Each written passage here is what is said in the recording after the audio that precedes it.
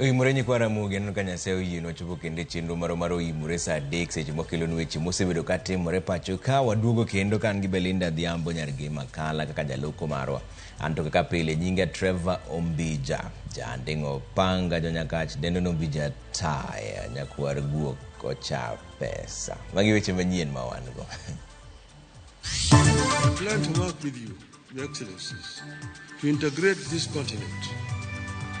There are one people who unfortunately are trying too hard to separate from each other. Raila Odinga yudo sir mar sirikal e chakruok ayanga mar campaign mare mar manyo kom mar telo ne AUC.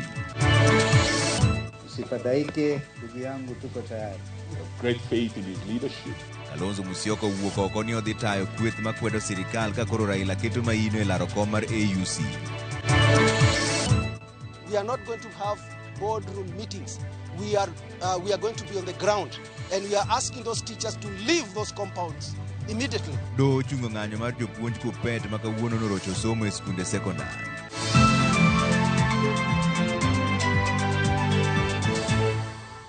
Nero kamano kuom keto Ramogi TV kaen. Ni jatend piny Kenya William Ruto sidha yanga campaign mar Raila Odinga e ng'welaro lemo mar jakom ten riwruog pinje mag Afrika men AUC.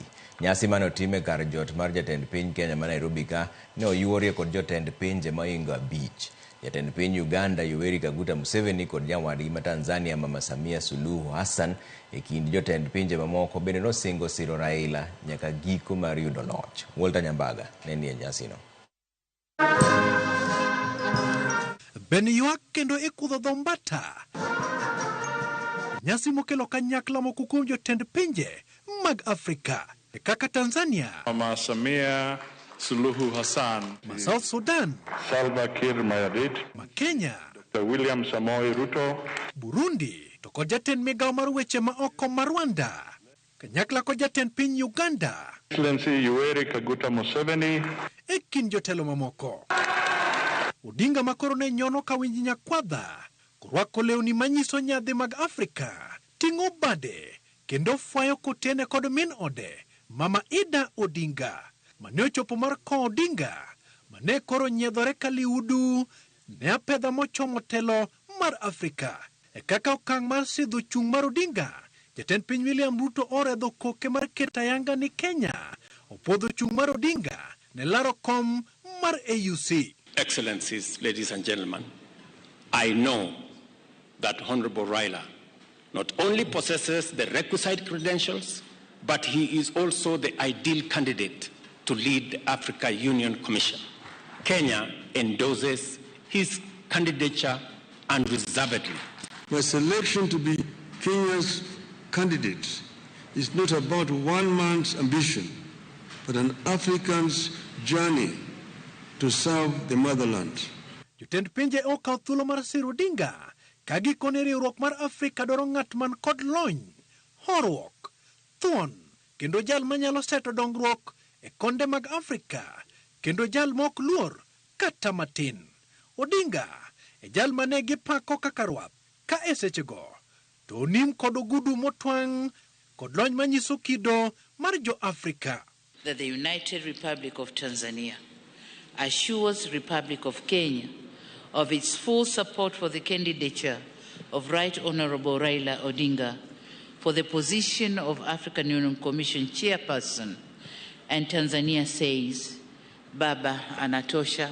O kandida Honorable Raila Odinga Akwayo ne Raila Odinga hawi maber. Ejisko. Tend pinje mag Afrika wacho ni thuolo Odinga dwaro biro konyo Afrika e manyo yore mag loko mwandu manie bolo e gera peni to kod keto maine tego arita kwe e alwora mag Afrika. Now the African Union is a crucial point because, as the Right Honorable Odinga was saying, it is the one which can enable us to negotiate together.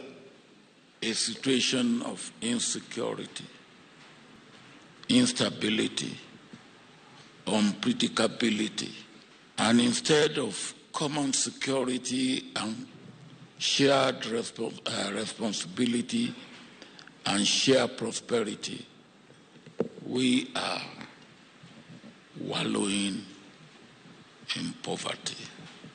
Thiethola kod nyiero mar moro ibudho bende okore mbetie ka jodito goyo badgi piny ewi kit siasa mag Afrika kod lemo mag telo kaka chal ka Museveni kod Ruto kanyakla kod Olusegun Obasanjo e gedo Afrika gimomiyo ber mar chokore kanyakla ni mar chuma ema piago chuma kendo ber biro mana gi luya. So knowing you have been a blessing, because if I haven't gone to jail, maybe I wouldn't have become president of Nigeria.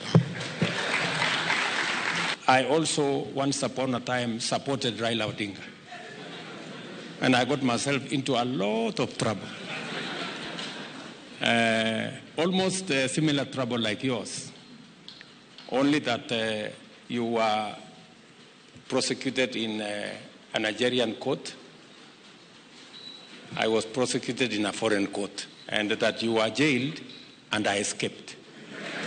That's the only difference. Kaka yor miyo mijingo mar seto ombulu ne Odinga, Salva Kiir Mayardit, nyawadgi ma Uganda Yoweri Kaguta Museveni, okidho jochung' mamoko malero kod Odinga, ni Odinga biro dhi yombogi nyalodia. Candidate for Djibouti. Of course, I greeted him well. We took photographs. We had a cup of tea. But I told him, I said, no. Musa Faki, when he was about to step down and told me that I should support him, I told him I belong to Bloc of East Africa. I cannot therefore go and vote for you. E chenro makende mar manyo ombulu kowuok Nairobi ka koro Odinga biro pilore pinje mag Afrika koni kod kocha mar seto kendo lombo jotend pinje udolutni ombulu mar bedo jakom mar UAC. Walter Nyabaga, Ramogi TV. E kar jot ma jatend piny Nairobi. Sidho Raila Odinga ne ng'wech mar laro kom mar AUC koro miye kede ne ng'wech mar lombo jotend pinje ma jokanyo mag riwruog pinje Afrika AU mondo obi osire e kinde ombulu ma ibiro go dwe mar 2 higa manyien. Raila Odinga dhi laro komno gi jotelo mamoko adek ma bende nyocha oseoro oboke mag ne laro kom mar AUC. George Bati miyo ler mar wachni.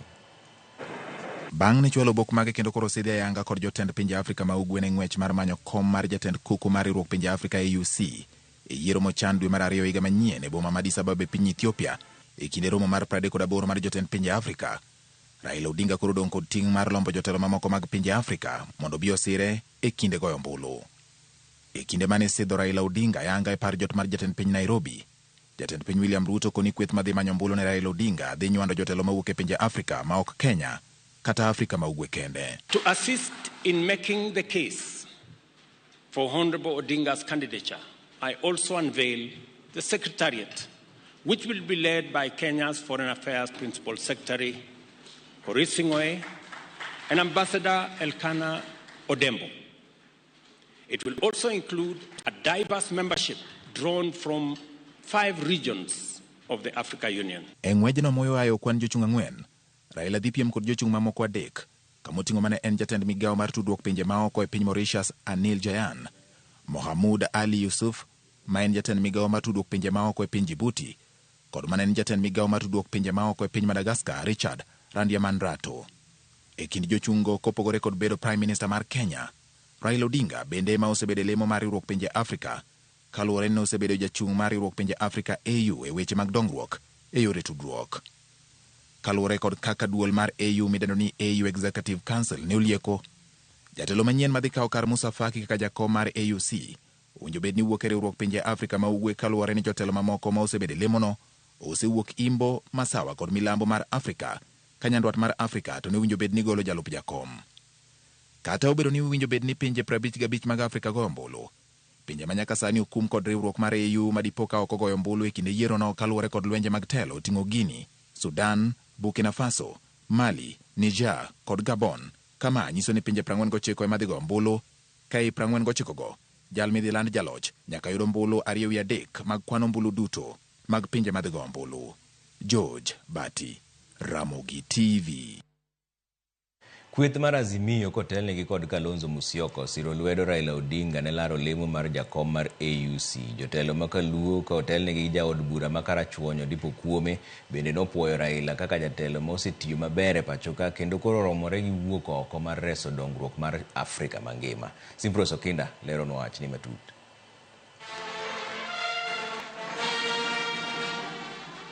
Ng'wech mar laro kom mar AUC ogweng'we Yange pachoka kawuono tok jatend piny William Ruto yango chenro mar kampen ne jalar kom mar AUC mawuok e pachoka Raila Odinga. Kata obedo ni ng'ich osebedo kind Raila Odinga kod jowadgi mag Azimio, ahinya tok moko kuom jotelo mag duond bura mar ODM nyuak e tend Kenya Kwanza, jotend Azimio kawuono wuok oko mar yango ni giweyo thuolo Raila Odinga mondo dhi olar komno. Kotelnegi kod Kalonzo Musyoka, jotelo go pako tich mar Raila Odinga osetimo e bero chenro mag tele pachoka. We are donating to Africa and the world our best and most renowned leader. Mr. Odinga's journey as a statesman has always been marked by his relentless pursuit of justice, democracy, and the welfare of the people. His involvement in the AUC campaign aligns with these values and will allow him to champion the interests of Kenya and the African continent on a global stage. Jaod bura ma Embakasi East Babu Owino opako lokruoge mar Raila Odinga osekele pachoka kamoting'o jiwo demokrasia, lokruok e chike ma pachoka e kind mamoko. Wach mosir kod jatend duond bura mar DAP-K Eugene Wamalwa. He is remembered as an icon who championed for democracy and fought for multipartyism. He is remembered as an icon who fought for the promulgation of the constitution that we enjoy today. We salute him and we thank him for his leadership. Kwa ile azimio la umoja wa Kenya, he has done very, very well. Now we are releasing him. Aende kwa kazi ya azimio la umoja wa Afrika. Amekuwa baba wa Kenya, na tunaamini anatosha kuwa baba wa Afrika. Jaod bura makarachuonyo Dipo Kuome bende okodong' chien e nyiso mor mare ne Raila laro kom mar AUC kowacho ni lony mar Raila ni godo biro kelo ber mathoth ne Afrika. Osetiyo ne Afrika mathoth. Omiyo kata kano wacho ni ochung', ok en ng'at moro manyien ma kata heads of state ok ong'eyo. Ok en ng'at moro manyien ma ipimo wachene. En ng'ama osebedo in Africa for Africa katiyo ne Africa. E nyasi manobagi kar jot mar ker kawuono e boma Nairobi, piny Kenya oyango tim mabiro tele kampen mar lombo pinje mag Afrika e biro goyo ombulu ne Raila e yiero ma ibiro tim dwe mar 2 higa manyien. Simprose Okinda, Ramogi TV. Jalup jatend piny Kenya Rigathi Gachagua owacho ni oonge gi sigu gi jalar kom mar AUC Raila Odinga. Gachagua owacho ni pogruok e paro mane obedo kindgi gi thuolo mokalo en mana mar siasa. Ni owuoyo ka noyuoro nyasi mar sidho Raila Odinga ne chako kampen mare mar laro kom mar AUC. E kinde mokalo, Gachagua yonde owacho ni oketo ageng'a e kar jot mar jatend piny Kenya maonge kuma Raila Odinga nyalo kadhe. Today, you are going to unveil the transformation of the Right Honorable Odinga from a national leader to an African statesman. And for us in leadership, we have learned great lessons of resilience, endurance, and perseverance. Somebody may ask, why is Rigathi Gachagua, who has before had issues with the leadership of Raila Odinga, as a truthful man, had nothing against him. It's only that we were competing for the same position between him and my boss.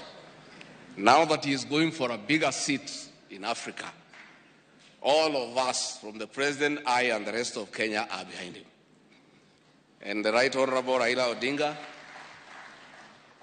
as a man who listens to the ground, let me confirm to you, I've listened to the ground, and all Kenyans across the political divide, across communities, are in support of your candidature, and we wish you well. Jatend piny Uganda Yoweri Kaguta Museveni osiemo jaod bura ma Embakasi East Babu Owino mowacho ni nigi tudruok maling' gi kweth makwedo sirikande mar Uganda. E kinde mane oyuore nyasi mar sidha yanga kampen mar Raila Odinga ne kom mar AUC, Museveni wacho ni en kod lony e weche mag kwach kich kendo en kod adieri mayango ni Babu Owino ni kod tudruok gi jogo makwedo sirikal mare mar piny Uganda. You know, I am a consumer of intelligence services. So I always see intelligence service reports. There's a character called Babu. I receive Babu. Dealing with anti-Ugandan group, anti-NRM group, seeing Ugandans. So I had never chosen him, but now I am choosing Babu. But those are individuals. They are not the Raila group, because I know Raila from the nationalists and pan-Africanists. Ogai mar Wiper Kalonzo Musyoka olando ni koro osedonje pap gi teko ne duto mar telo ne riwruok mar Azimio la Umoja kod kweth maketo piny owacho tesre. Maendi bang' ka Raila Odinga nochaka yanga kampen mare mar laro lemo mar tend riwruok Africa men AUC. Jodito mamoko mag Azimio kaka Eugene Wamalwa kod Jeremiah Kioni wacho ni Kalonzo nigi lony moromo mar telo ne Azimio. Chris Owino nigi ler mar wachni. Ogai mar duond bura mar Wiper Kalonzo Musyoka onyiso johera mag Azimio mondo yikore ne telo mare bang' ogai mar Azimio Raila Odinga goyo oriti ne siasa mapacho kae kaluwore gi dwaro mare mar bedo jakom manyien mar riwruog pinje mag Afrika AUC. Usifadhaike ndugu yangu, tuko tayari na Mungu akiwa mbele yetu yote yawezekana. Kumbuka the clarion call of Azimio, inawezekana. Na pia vijana wetu anguka nayo.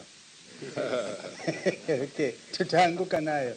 Kaoloso kod jofwamb weche e bore Nairobi, Kalonzo ogoyo kore ni en kod chia kod lony moromo mar telo ne kweth maketo piny owacho tesre bang' Raila wuok e pap. We are with the majority of our people who expect that this administration will be kept on its feet. In fact, they will see opposition that they have never seen before. I can tell you that. And as you can see, this team is growing. Kalonzo oyudo sir kowuok kuom jotelo mamoko mag Azimio kaka ogai mar DAP Eugene Wamalwa kod jagoro maduong' mar Jubilee Jeremiah Kioni mane owacho ni wuok mar Raila e siasa mapacho kae ok dhi weyo fuok mar telo e riwruok mar Azimio. The next ranking member of the leadership of our coalition is the Honorable Stephen Kalonzo Musyoka, who was the 10th Vice President of the Republic of Kenya. We have by consensus, and I believe many of us, we have great faith in his leadership, his experience as the second highest ranking leader in our coalition, a very experienced diplomat, a great lawyer who has a clean record. E kor dweni, Raila ne olando ayanga ni odhi goyo oriti ne siasa mapacho kae, ponono ni okawo kar Musa Faki kaka jakom manyien mar AUC e yiero ma dwe mar 2 higa manyien. Jaod bura ma Embakasi East Babu Owino, achiel kuom josiasa machiegni kod Raila Odinga, bende osingo mar dhi nyime kod keto piny owacho mar Kenya Kwanza tesre. Remain behind, we will do that which he would have done if he was still actively participating in politics in Kenya, and that is to keep checks and balances in the excesses of the government. We will ensure, as those who are remaining in opposition, that we fight for Kenyans. Okang' mar lando Kalonzo ka ogai manyien mar Azimio biro e kinde ma duond bura mar ODM pod okoyango chung' margi ka pod gibiro dhi nyime bedo e Azimio. Jatend duond bura mar NARC Kenya Martha Karua bende ne olando chenro mar wuok e Azimio. Bang' Kalonzo Musyoka goyo oporo ni ene makoro odhi telo ne kweth mobalo kod piny owacho, jopiny koro oketo wang'gi mar neno ka tiendene dhi romo wuor manyocha obedo ka irwako kod ogai mar Azimio Raila Odinga. Chris Owino, Ramogi TV, Karen, Nairobi. Chris Okonien Karen. Okay, manukuru kargi architect Asiyo Evans. Doma malo uchungo ng'anyo mar jopuonje bwo riwruok mar Kuppet kuom kinde. Maendi bang' duol mandiko jopuonje TSC chwalo ng'ore doho mar kwedo ng'anyono masani odonjo odiochieng' mar 2. do yango ni ng'anyo no chungi ka irito ni winj bura ma ochwal gi TSC ma owinjore timre tarik 5 dwe manyien. Maendi timore ka tend migawo mar somo to wacho ni piny owacho osechiwonegi kwan omenda maromo bilion 13.5 mabiro konyo chulo osara mag jopuonj kaluwore kod winjruok mar dok e tich kata CBA mar higa mar omenda mar 2021 nyaka 2025. His Excellency the President Dr. William Samoei Ruto announced that the government will employ an additional 20,000 teachers by the end of the year to ease the shortage of staff in public schools. The government has also provided 8.7 billion for the conversion of the intern teachers to permanent and pensionable status in January 2025. So the 46,000 teachers are on course to be confirmed permanent and pensionable status by the government, and hopefully we'll be able to complete this by January 2025. So they should not be having any anxiety over whether or not they are going to be confirmed. It is our responsibility, and we are looking forward to confirm them. We're just working through the mechanics and the process of ensuring that the resources are available for them to be confirmed. Yepo mar sikunde secondary pacho ka endi ma winjore oyaw yanga kawuono nobedo gi digni matin. Ma endi kaluwore gi ng'anyo mar jopuonj tok koso bedo gi winjruok kod duol mochung' ne ndiko jopuonj tich pacho ka men TSC. Kaka jafwambo marwa Efi Nyakidi lero, jopuonj manie bwo riwruok mar KUPPET ne obago ng'anyo e counties mopogore opogore kaka yo mar sundo piny owacho mondo chop dwachgi. Skunde sekondar ma pachoka mariko winjore oyawa yanga kawuono ochakore kidam kaluwore gi ng'anyo mar jopuonj ma e bwo riwruok mar KUPPET. Ma kata bang' duol mochung' ne ndiko jopuonj pachoka TSC chiwo chik ka ginyiso jopuonj mondo chope skundegi. Na tunashukuru walimu kwa kukubaliana na mgomo, wakae nyumbani mpaka tupate pesa yetu ya CBA, tupate promotion yetu. Wale walimu wamestagnate miaka mingi wapate promotion. Medical scheme yetu iangaliwe tena, iache kuzuburiwa. Jopuonj owuok oko e bombe mopogore opogore mar ng'anyo kendo sundo piny owacho mondo chop dwachgi moting'o keto e tim winjruok mar dok tich mar hik omenda 2021 nyaka 2025 kod chwalo jopuonj e lemo mamalo e kind mamoko. Ma e chal e skund nyiri mar St. Monica Chakol kod chuo mar Kolanya e boma ma Busia. Ka giwer kendo gimiel, jopuonj ochungo chenro mag somo kendo riembo jopuonj manochopo mar puonjo ka giwacho ni owinjore gichung gi jowetegi. E kaunti ma Machakos nochuno bila mondo ke jopuonj manodonjo e skundego mar riembo jopuonj mane timo ikruok ne chako somo. From tomorrow we are going to be even more vigilant. We are not going to have boardroom meetings. We are going to be on the ground, and we are asking those teachers to leave those compounds immediately. Otherwise, it will be very, very bad for them tomorrow, because we know them. Komachielo, e chuny boma ma Kisii, jopuonj owuok oko korwako tisedegi maratong' kendo bago ng'anyo nyaka apisi mar duol mandiko jopuonj tich pachoka TSC. Kata kamano, arita to ne oridi e skundego. Chal makama bende ne one e counties mamoko pachoka kaka Wajir, Nyeri kod Laikipia, kama jopuonj no wuok oko mar chwalo dwachgi e apisi mag TSC ka klese to dong' nono. We are demanding the confirmation of the GSS interns. We are working in the same environment, same number of lessons or workload, and we are not paid enough. In fact, it's a stipend, not payment. Jonyuol ochiwo pachgi ka giwacho ni ng'anyono orocho chenro mag somo kendo giluor ni biro kelo hinyruok moloyo to ne jopuonjre ma ikore ne timo penj maduong' mar KCSE. Kusema ukweli, watoto wetu wataathirika na mgomo wa walimu kwa sababu ya mgomo wao wa kutaka nyongeza ya mshahara. Kulingana na vile tumeona ama nimeona binafsi, watoto kuna psychologically walikuwa prepared kukuja shuleni ili waendeleze masomo yao kwa muhula huu wa 3. Na wakati huu ndio wakati wamejiandaa vizuri, ili wasipopata mwelekeo wa walimu itawaadhiri katika masomo yao na wataweza kufanya vizuri katika muhula huu.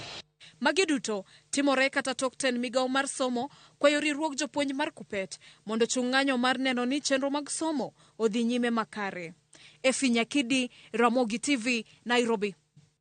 Bas wadhi yuyo moro machuok ka intaneno ote maru ka makamu ka ni Kisumo wacho ni Trevor walamo ne Raila Amolo Odinga mondo kaw kom mar African Union. Pinje mag Afrika osepuodhe, wagoyo ne Ruto erokamano kabisa. Makamu kani dala ma Kisumo kanyendo. Architect Evans Asisi wacho ni Trevor wakawo thuolo ni mar kwayo hayo maber kendo makende ni Raila Amolo e kom mar AUC. Erokamano Evans. Mosna mama na Eunice Aoko buogo kani jithindwa Mary Gift Jaden maendi Olwal nyakwaro buogo kawuok Ulanda. Erokamano ahinya. Eric Odemo kaya chunge Kanyamkago wacho ni Trevor wan kaendi gi Odhis Adeka chuor Nyauyoma wang' ni adhi mana dak Ethiopia nikech baba koro osekawo Afrika. Erokamano Eric. Trevor wan wawacho mana Ingluo Keren kende mwang'eyo. Okay. Ramogi Omosh Digaro Land Cruiser maka Juma wacho ni anamor kod kwe ma jo Kenya oketo e kinde ma ogai mar Azimio chwalo ywak ne doho to mana yo makare madhi yudo ne kom mar AU. Erokamano ahinya Omosh Digaro Land Cruiser. Wadhi yuyo moro machuok koduogo weche manyien bang' dakika matin.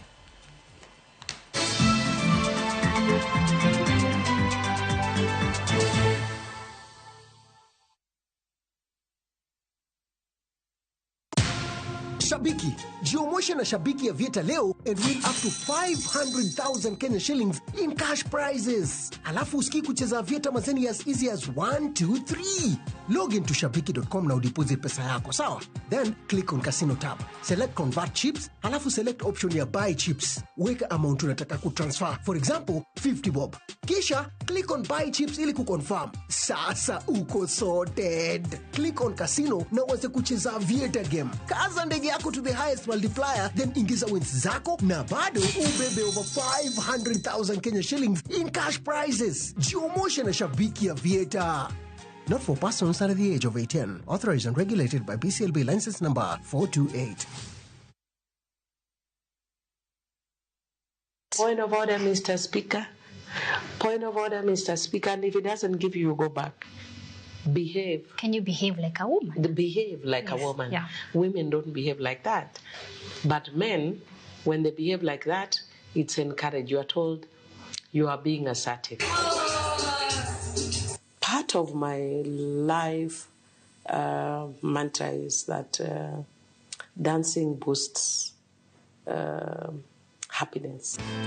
To watch this story and more, download the Citizen Digital app today. Kenya's #1 app, Citizen Digital.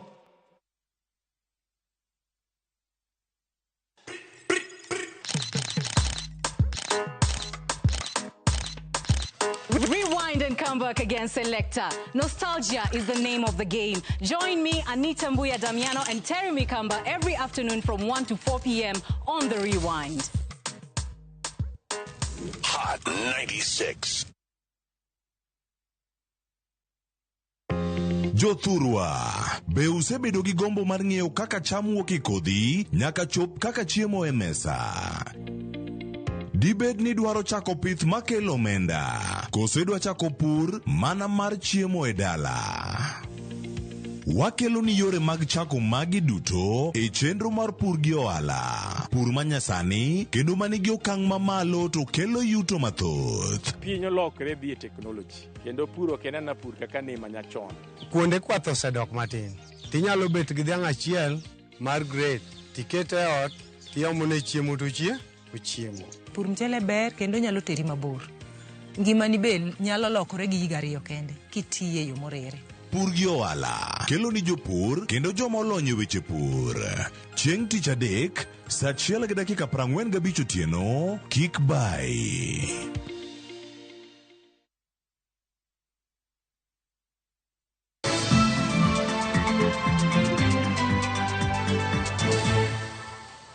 Warwaki kendo ni jatend piny Kenya chako limbe mare mar ndalo 4 e gwenge mag Nyanza odiochieng' makiny ka ochako kod kaunti ma Migori.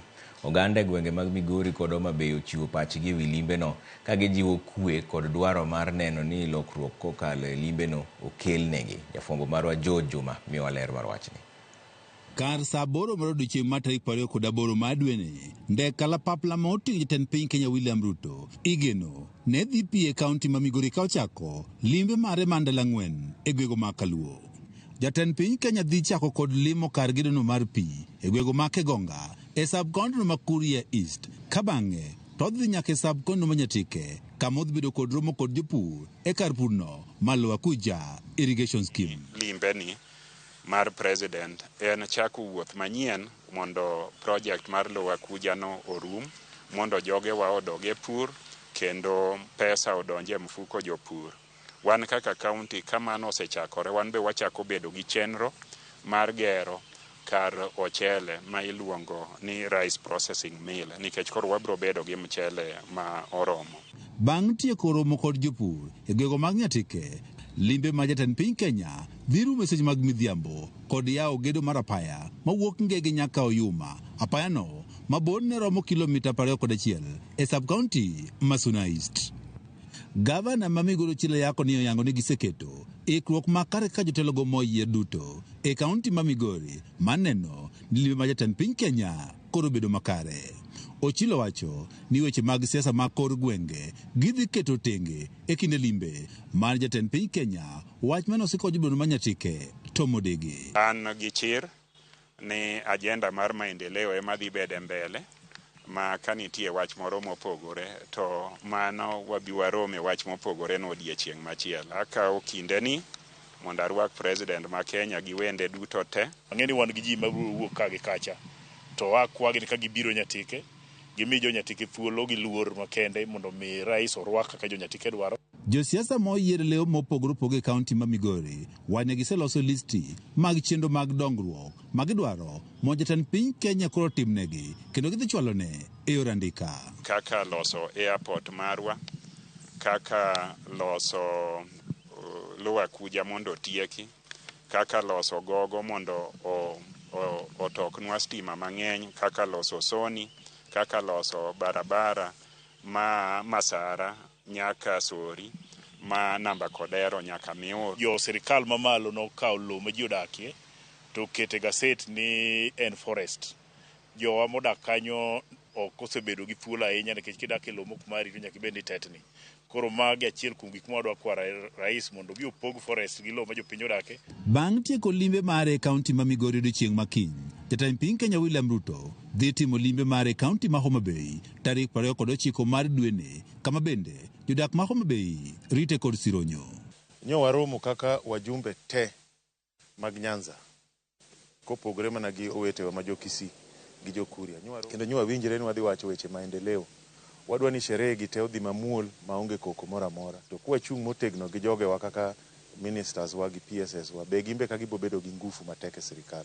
Koro wadhi rwakogi weche maendeleo, wadhi wacho kanyo weche barabara, weche Lake Victoria Ring Road gi pidho yien e wi gode. Jodak e kaunti ma Homa Bay ben nitiere kod geno mathoth kuom jatend piny Kenya e kinde limbe mare ka opoge kod chenro mag dongruok ma odhi chako kono. Ket lwasi maber e nam Lolwe mondo jowa kik thor maki gi jo Uganda. Sama paya ibiro biro mondo mi otime mondo tieke, to wang'eyo ni wabiro bedo gi konyruok. Utiek singo manowacho kate kaka Homa Bay ka dwaher neno ni nitie factory maduong' manyalo ndiko ji te mok ni kijende kende. Ruto dhi tieko limbe mar gwengo ma Kaluo, ka olimo kaunti ma Siaya kaachiel kod Kisumu, kama bende geno dhi chwalo chenro mag dongruok ma opogore opogore. George Juma, Ramogi TV, Migori. Ng'anyo mane ochan kod rowere boma ma Nairobi ka ndi odiechieng' ingo higni 14 nyaka ne puodh katiba manyien e pacho ka ne ok otimore kaka nochan ni mar obila mathoth noketo arita e boma ka ndi. To kata kamano, rawere mane ondhi kod obila e boma ma Nairobi odiechieng' manyoro e seche mane ging'anyo to ne owe thuolo. Rawere ge maromo 44 nolornegi e stesend obila ma Central Buore Nairobi ka ndi. Kotelnegi kod jatendgi Kasmuel Makoure, rawere go oyango ni chunygi ok bil ol kod kedo ne telo maber pacho ka ndi, kendo gikwedo piny owacho kuom tiyo kod obila e rocho ng'anyo margi mamuol. We're celebrating the 14th birthday of the promulgation of our constitution, and as a youth we have decided that we will live only in a country that abides by the rule of law. because the police have shown us that when we give them these notices, all they can do is circumvent it and ignore them. So what we are saying is that this movement is going to continue whichever way. We will do it on digital platforms. We will do thorough civic education. And because you see, when it comes to ideology, we are not virgins when it comes to ideology. So we are telling the government that you should be ready. Today, we have known your tactics, and that's why you are seeing us. We are not on the streets. We knew what you were expecting, and we knew how to dodge you. Anyuola moro mawuok e alwora ma Rabuore, kaunti ma Kisumu, koro manyo ratich nyargi ma jahigni 30 mane owito ngimane e yo ma ok ler kinde mane odhi e piny mar Qatar e yor manyo. Kaluwore kod migawo mar weche wuoth kod limbe, nyadendino ma koro yang nyinge kaka Mary Awuonda, ripot yango ni teko sitima ema nochwade. Millicent Adhiambo miyowa ler mar wachni. Lit kod kuyo koro mako familia moro e kar dak ma namba Okana e kaunti ma Kisumu bang' nyargi mane gigeno wito ngimane apoya nono mana ndalo abiro kende tok dhi manyo tich e piny mar Qatar. Picha moko kanyuola kod osiepe okumo kawuoro gima dine tim Mary mane odhi mana tiyo tij ot bang' wuok dala ka ngima ka siling tarik 24 dwe mokalo. Mary en nyara kendo Mary nyocha ne Nyasaye okawo dala ma Qatar. Mary nowuok ka tarik 24 kano dhi dala ma Qatar kendo nwang'e nodhi tiyo kendo dhi kelonwa konyruok e dalawa ka. Kochopo tarik 31 to nwayudo mana wach ni Mary osetho. Nowuok tarik 24 but 1 week notieko Nairobi ka pod process gike. Koro Qatar nochopo ne otieko 1 week. Anyulano koro manyo ratiro mar nyargi ma bende oweyo nyithindo 2 chien ka giko ni en fok maduong' ahinya ma koro Mary oweyo nikech en nyodo mane otiegi nyaka mbalariany mondo ne obi oting' familia no malo. Gikwayo migawo mochung' ne jotije Labour kod Amnesty International mondo konygi e yudo ratich nyargi. Koro kano chopo wik achiel mokelnwa wachneno, wabedo gi buok ahinya ka wawinjo ni Mary osenindo. Koro sama wuoye ni Mary oweyo nyithinde ka 2. En nyithindo 2, achiel nigi higni 4, achiel nigi higni 13. Koro nakwaya ni kantiere kony moro ma sirikal nyalo konyago. Kech kanotho bende nwapenjo, nonyiswa ni stima manochwade kaka ne ondike postmortem mare. Koro kata ka en stima, kata ka en ang'o, koro wanto Mary osetho, kobiduogo kendo. Ne bodies kaka International Amnesty manyalo konyowa e yor ni mondo Mary nyithinde go dhi kama ber bi okonywa. An mano kende manyalo wacho, ero kamano. Penda serikali ya Kenya atufanyie haki. Juu ni obvious mtu akikufa kwa kazi yako lazima apate haki yake. Kwa hivyo kulingana na ripoti yenye tulipata huko ya postmortem ilikuwa nasema alipigwa na stima. Na hiyo stima tulipewa tu final results, lakini hatukupewa ripoti venye upasuaji ilifanywa. Sasa hiyo ndio taswishi. Ringre mosenindo Mary Awuonda ne omolo pachoka tarik 19 dweni kuma bang'e anyuola ne otemo matek mokele machiegni e kar kano ringre ma Kisumu. Koro gikwayo kony mar miyo nyargi kopo mare mogik e yo manimba. To nikech ok anyal kata sama wuoyeni kata wachne mariko podi ok watimo nadi, pod ok orumo te. Koro wadwan mondo waikre 31 to waonge gik ma kaka wanyalo konyo. Koro akwaye kwa sirikal ni ng'at man gi kony moro amora nyalo konya mondo akow Mary. Waonge gimoro amora koewa kwa sirikal mondo konywa kaka dwaik Mary nikech Mary no nyithindo 2 to uneno kaka dagi bende kano winjo wach ni dagi bende shock nogoyo manotho. Koro ka endi wan gi Mary to wan gi Mary machielo, wan gi liete 2 kai monego bed ni iko. Koro ewa kwa sirikal kanyalo konyowa to mondo konywa mondo wakow Mary maber. Millicent Adhiambo, Ramogi TV, namba Okana, Kisumu County. Wach ma hinyo chunya ahinya. Kwa dhi mbele ni tend county ma Mombasa dhi nyime kod kawo pach jopiny kotenore kod budget manyocha gilieko mar siling bilion 15.4 mageto iko omenda mar 2024 nyaka 2025. E romo mane obagi e kar od bura ma Nyali Mombasa, achiel kuom weche mane onyiedhore oko en ni tend county pok ne oketo tenge omenda masiro mine mapiro nyithindo matindo ma jonyuolgi dich omako kamoro. Jofwambo marwa Jojo Aoko miyo ler mar wachni.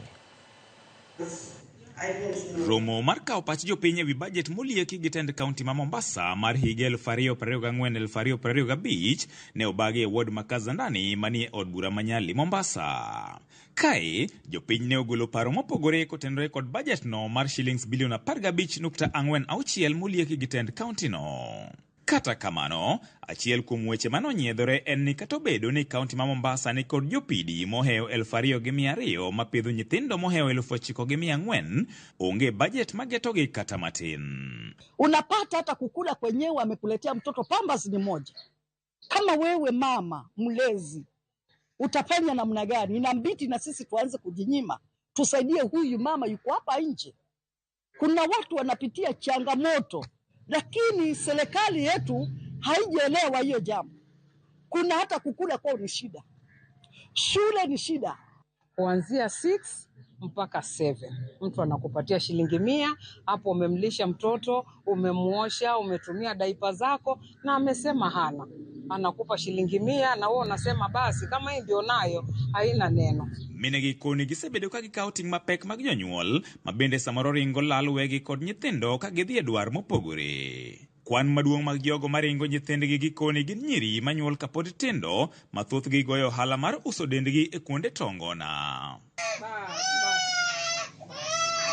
Msichana anakuambia mimi naenda kuhustle.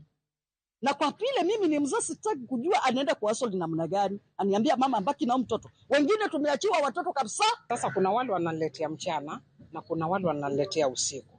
Sasa yule usiku ukilala na yeye anakupatia shilingi 50 na wewe umeelewana ni 100. Anakupatia 50 na ndio yeye amesema mimi hiyo ndio leo nimepata.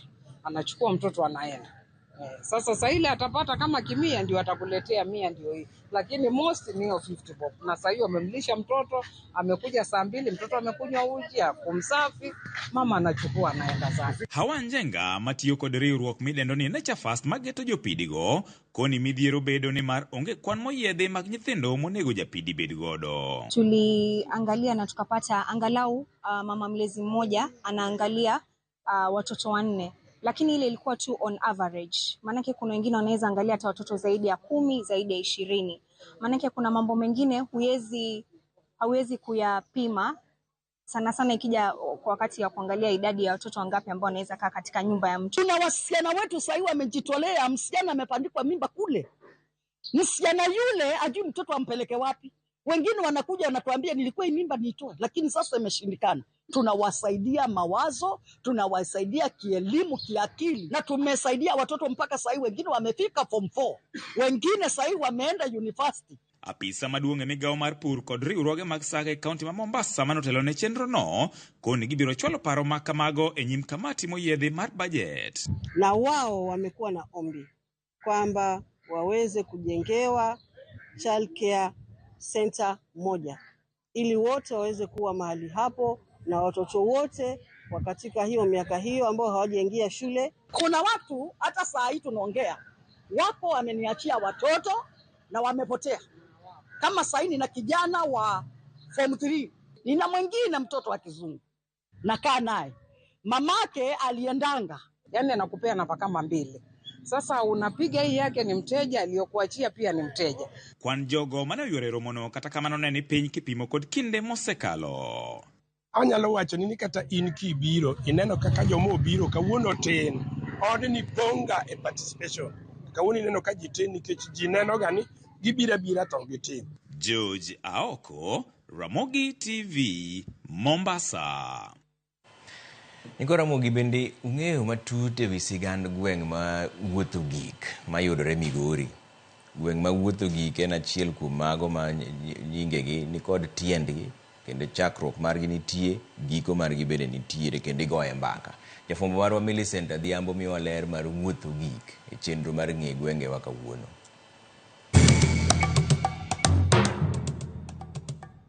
Nyakwa Ramogi, machiegni kendo e tielo machielo e chenro ni mar ng'e gwengewa.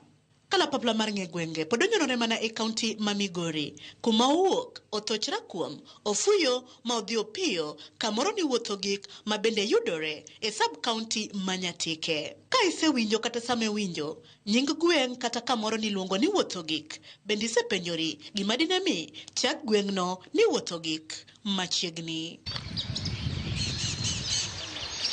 Mana kaka pile wacho kod paro mopogore ewi kaka jogweng' lieko koteno kod nonro mar nying mar wuotho gik. Gimomiyo ka iluongo ni wuotho gik, manyiso ni kae kuma wuotho gik godo. King'iye, ineno kayo katoke koni, onge kendo gima chielo manyalo chako timore, machalo ndara, manyiso ni name mantiere toke kono, mano momiyo iluongo ni wuotho gik. An ka biro ka to nikech nen name mogik kacha, nikech ok inyal wuotho koro kia koni michaki kal, ma kikalo to idho mana yie chomo Migingo.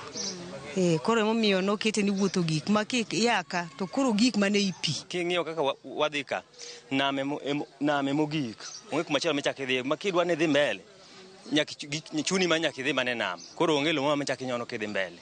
Kae kumogik maonge kumachielo michaki ringo, kinyalo tiyo gi gari to kae migike maonge kumichaki kale. Koro giminyalo tiyo go kendo mondo mi dhi kumachielo, inyalo tiyo gi yie part of transport. Kidhi Uganda inyalo tiyo gi yie kendo kidhi Tanzania, kendo inyalo tiyo gi yie kidhi nyaka Homa Bay, kata inyalo tiyo gi yie kidhi Migingo. Mano ema iluonge ni wuotho gik. Bang' winjo paro mopogore kaka jogweng' oselieko ewi kaka giparo gima dine mi chak gweng'ni ni wuotho gik, Nyakwaramogi we koro wawinjo ni adieri mar wach kod kukune kotenore kod gima dine mi chak gweng'ni ni wuotho gik ma ong'iyone nyaka chieng' kawuono. Nying wuotho gik ni en nying manyoro ma jolupo manobiro lupo ka, kane gibiro ka gitudore gi kuonde ma giaye, giwacho ni ka ubiro yudo wa wuotho gik. Wuotho gik nikech ne onge kama kendo wuoth ne dhi medore ka dhi mbele. Nam nogik ogeng'o kanyo. To kidhowa ka iluongo ni Mugabo. Mugabo ni ne en akerekeke mane joyiedhi luwo. Joma Tanzania kadhi Kenya, joma Kenya kadhi Tanzania. To kane sirikal obiro, kaeri e kama ni kwang'e askeche mane a kamoro ni Sori kadhi Sirati Tanzania. Ma kama antie e kinde machon ne en kar jo Tanzania. Ema ne oketo kata ruodhigi mane chokonegi pesa katero kamoro ni Sirati. Koro kaeri en kar tudruok mar yore mane wuothe nam. To nying mar wuotho gik ni en nying mokel gi jok miluongo ni jolupo. To wan ne wang'eyo ni en Mugabo ma joma ne biro ng'iyo udonjo kacha. Koro kane gibiro giwacho ni gidhi Mugabo mokwongo.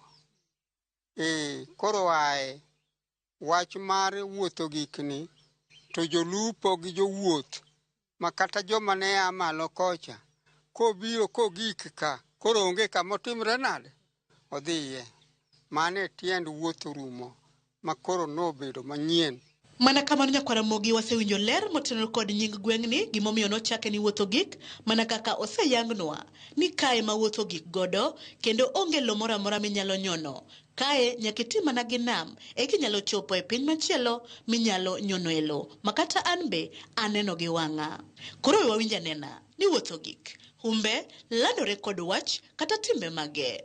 Olandre kawuok e cave mare mantiere. Wantie ka gi cave magolo ji kuonde mopogore opogore. Nwang'o jopinje ma oko biro ka gidonjo e Kenya ka to giwinjo ni cave moro nitiere koni ni Mugabo kata wuotho gik. Kendo gitimo matek. Gibedo gi gombo mar dwaro bire mondo gibi ginene kaka ochalo. Gima lando wuotho gik en kaka chiko mar rech.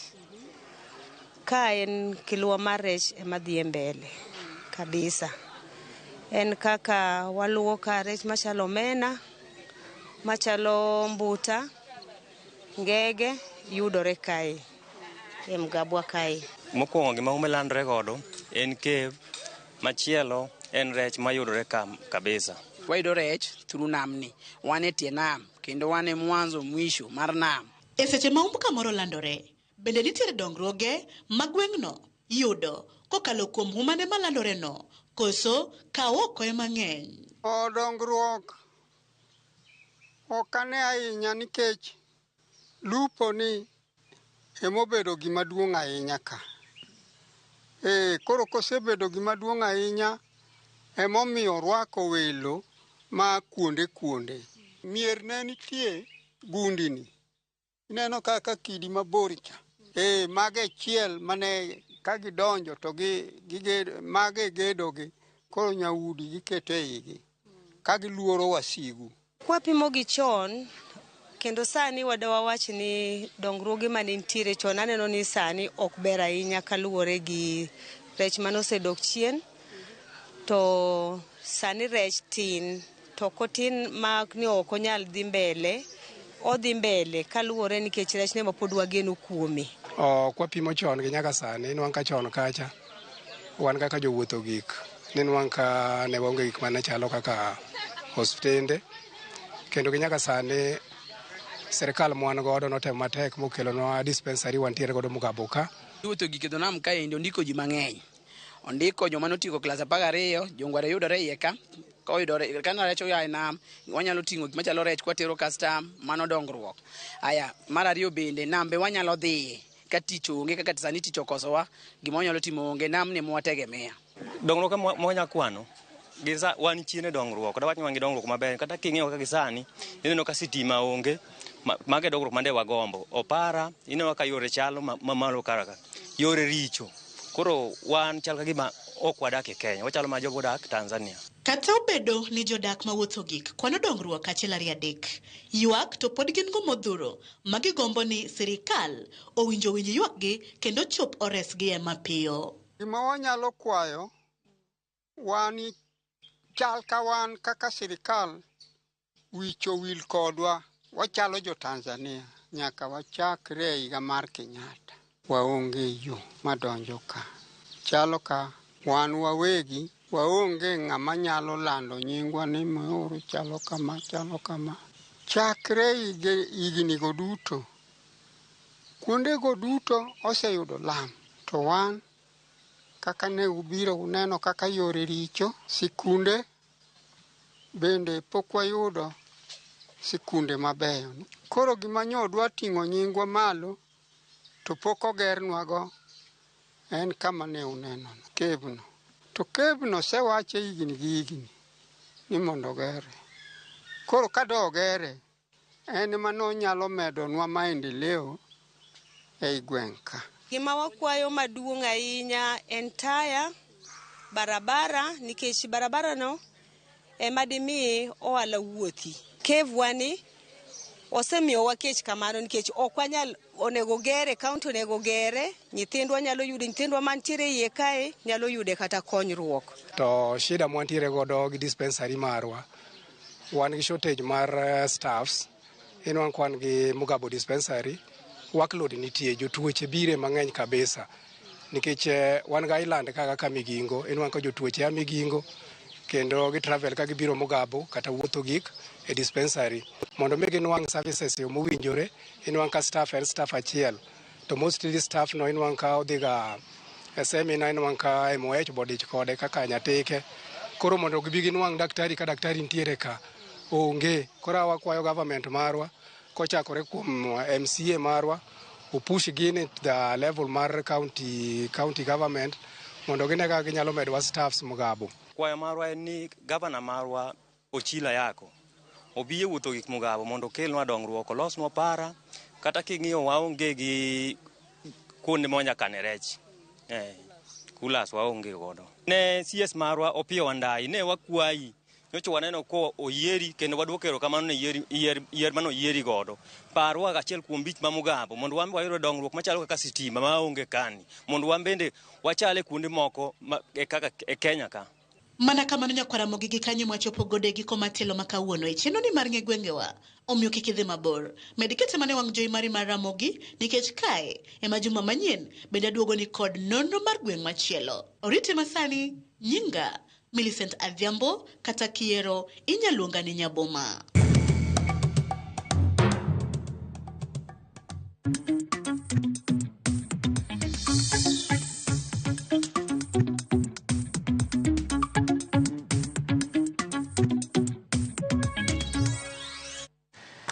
Kwa wuotho gik ni migawo mar alwora ogoyo marufuku ohala mar uso ne pinje maoko bao mar opambla ma iluongo ni veneer mafunde bao tiyo godo e loso mwandu. Jatend migawo mar alwora Eden Duale ondiko barua mar goyo marufuku ohala no kolero ni mano en yor rito bunge mag pacho kaendi kendo neno ni jopiny ok keth yien. Duale wacho ni lek margi en jiwo kampen mar pidho yiende bilion 15 kod kendo rito yiende ma osepidhi. Oyango ni timbe mag ng'olo yien mapok otegno osebedo ka medore ka jo ohala to manyo yor yudo pambla mar veneer mondo gius ne pinje maoko.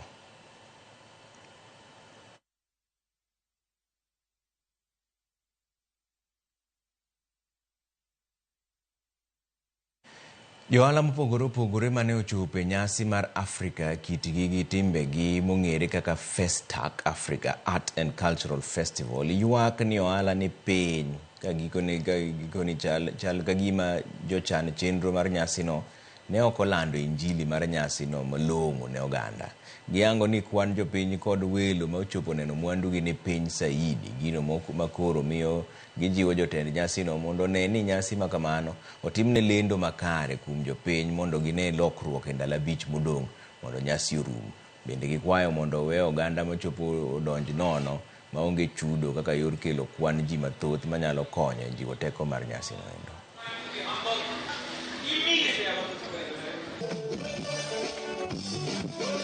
Nyasi ma wan go ni ok wang'e ni jogi mane kolande maber to ok wang'e nang'o motimore nikech most welo mane waparo ok waneno. Ng'eny ji kia gima dhi mbele Mamboleo Showground koro ng'eny ji emomiyo ng'eny ji ok obiro, but in the course of the week walamalama mondo kantiere giminyalo tim e gate kanyo mondo tim mondo ji obi. The entrance fee is one of the first things. Mane pani kubido organize molos maber nikech kamukete no teno ma joma dongo. What we are recovering is much of it, but not fully, because it is not well described. If we talk of the culture of Africa, a lot has been robbed. Festac noningo beniti moreka dumara beach igani to nikech weche mag flood weche mag oula manoywero ji okotimore nado okotimore to nochore nyaka dumara boro makoro timore sani noningo beni dweche adekgi noningo beni county government the national government plus organizers Festac Festival Africa no se wuok oko mondo ginyis jopiny gima kama dhi timore to kama yako dhi timore. We've seen the focus of Pan-Africanism in Kisumu.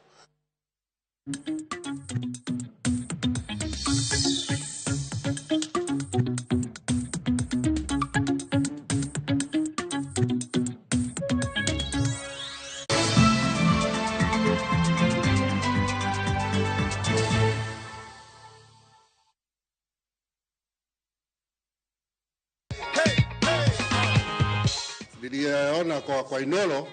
Ulikuwa unaamini utashinda? Nilikuwa naamini kabisa. Na ndio cheki yako na. Sasa itanisaidia. Ile nataka waambia watu wacheze hii ni kitu ya ukweli. Nilicheza kwanza nilicheza sabali 3. Oh. Na nikapata pesa. Ndio hizi sasa.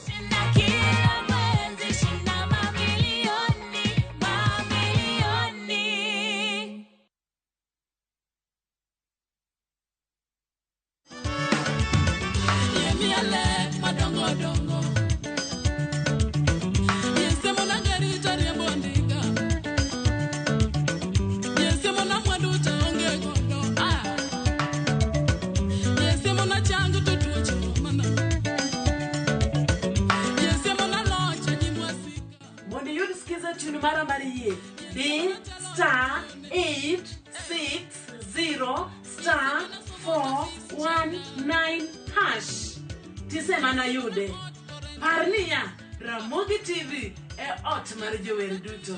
Amen.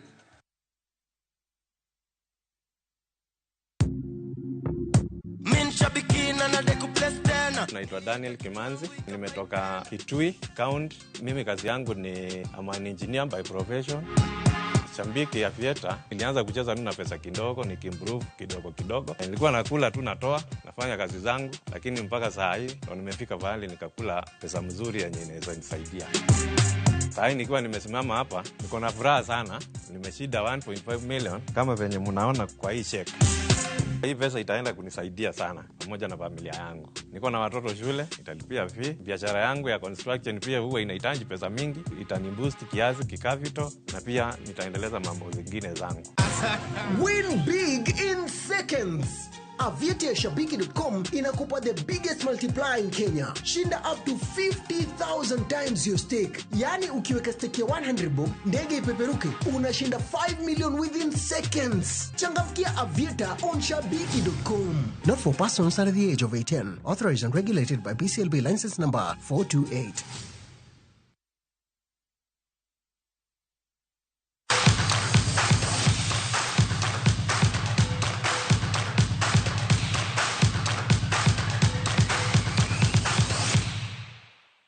Odonjere chimak tuke ni kocha mar Harambee Stars Engine Firat ogwelo jotugo mabiro yuore tuke mag manyo tiko tuke mag pinje Afrika higa mar 2025 e kindgi gin tim mar Zimbabwe gi Namibia mibiro bagi e kind tarik 2 nyaka tarik 11 dwe manyien.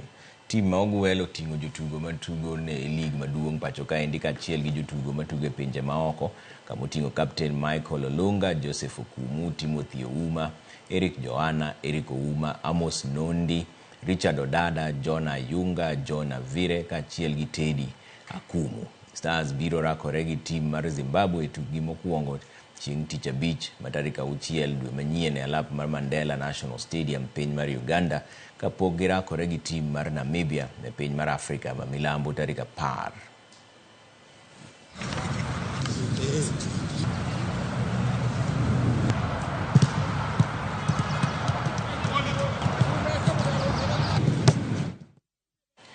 Kocha mar Police FC Bullets Belding Odemba olero ni obiro tiyo gi yore duto kendo loyo club mar CBE Ethiopia e finals mag tuke Sekafa madhi nyime piny mar Ethiopia. Bullets nong'ado tiko mar finals bang' loyo club mar Simba Queens mawuok e piny libamba ma Tanzania gonde 3-2 ka club mar CBE noloyo club mar Kawempe Muslim Ladies gonde 2-1 e nus finals machielo. Odemba mabende en kocha mar Harambee Starlets lero ni gisepuonjore mathoth e tugo mane obede kindgi gi Simba Queens ka geno nitiere ni Police biro loyo CBE magin jo bag tuke goeko. Finals ibiro bagi chieng' tich ang'wen e alap ma Abebe Bikila Stadium ka joloch biro ting'o nying timbe mawuok Sekafa e tuke mag CAF Champions League. Kaka osebedo ka watugo poko yudo goals kaka ne wadwaro, koro wakasre mondo practice watim maber wane ka wanyalo yudo goals mang'eny to ka wanyalo koso concede games 2 mokalo to ok gibedo goals ma wanyalo wacho ni ok dine watiyo maber mondo kik lowa. Jaloch pinje duto e piem mag cross country jatugo ma higni piny mar 20 Ismael Rokito kaachiel gi jaloch midila mar silver e piem mag Commonwealth Andrew Kiptoo Alamisi biro tele chako manyo midila otieno ma kawuono e piem mag pinje duto jotugo ma higni piny ne higni 20 mibagi alap ma Estadio Atletico de Alvena boma ma Lima mano piny mar Peru. Rokito kaachiel gi Almasi biro ringo e finals mag ng'we mag mita 5,000. Asa kulingana na mazoezi yenye tumefanya, I hope lazima tutakuwa kwa medal kesho. Na tunaomba Mungu atusaidie.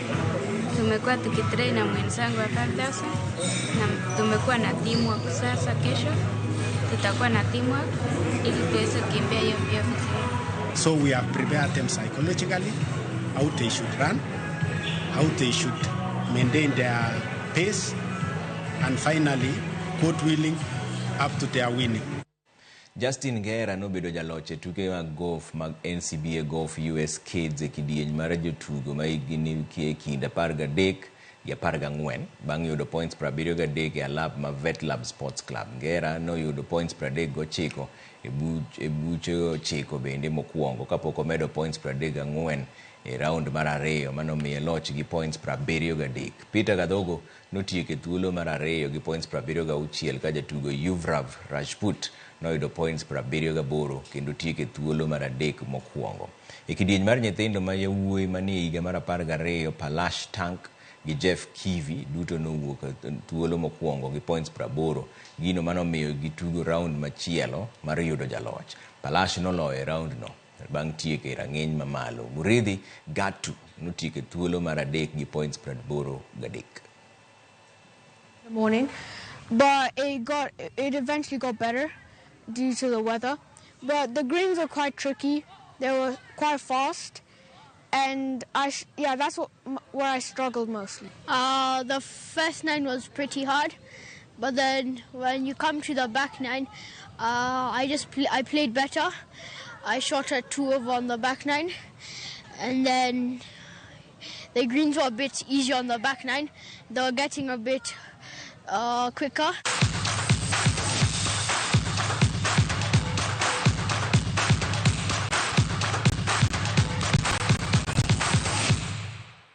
Bas, mane kama we chenro moro yimore wantiere ka gi Belinda Dhiambo nyargi makala kaka jaloko marwa kwayo nu otieno maber mondo nind maber Nyasaye bendo gwedhu. An kaka pile nyinga Trevor Ombija, jandingo panga jonyakach dendo Ombija taya nyakwar guok ocha pesa. Unindo maber jokama.